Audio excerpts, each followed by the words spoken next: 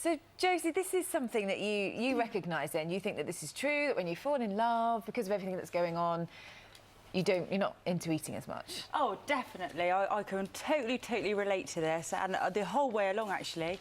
So you fall in love, you get the butterflies, don't you? You get the excitement, and yeah, you lose weight, and obviously we all know what goes on in the honeymoon period, don't we? So that keeps the keeps the weight off. Yeah, that keeps the weight off, keeps you busy, and then you get comfortable, put a bit of weight on, and then yeah, then when you break up with someone, you lose the weight again. You go through the heartbreak diet. Oh, that's true. So it's a bit of a cycle in that case. Yeah, it's all like a massive, great big cycle. So the trick is to just get with somebody and then break up quickly. Yeah, keep falling in love. Yeah, only joking. That's Joe, it's an interesting thing, this, isn't it? Because actually there really is implied, I don't know, science or psychology behind the fact that our bodies don't need the food because we're sort of busy, consumed elsewhere. Yes, and it's very much hormone-driven. So, without going to all the hormones, one of them is serotonin, which drops a lot when we fall in love. Now, that suppresses appetite. And indeed, adrenaline, we get much more adrenaline, which is that butterflies in the stomach anxiety feeling, which also suppresses appetite.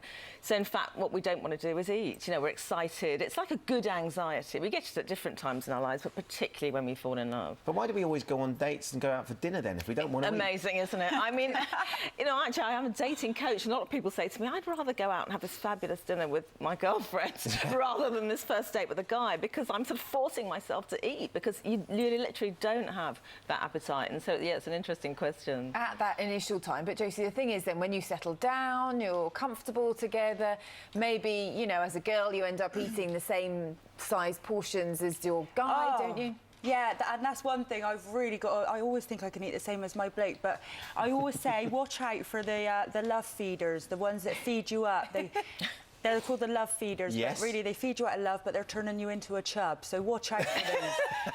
And then I always say to my other half, don't bring it in the house. If it's not in the house, I can't eat it. So I try and only eat foods that I can pick and kill. So do you make your partner keep his treats out the house? In the van. His van's like a tuck shop. It's brilliant. Do you never find yourself stealing down in the middle of the night, nicking his keys and going getting what's in the glove box? There has been times. There has been times in my nightie in the drive, yeah. It's like watching an old friend, you know, like someone who's a bit separate from me now. It's really strange.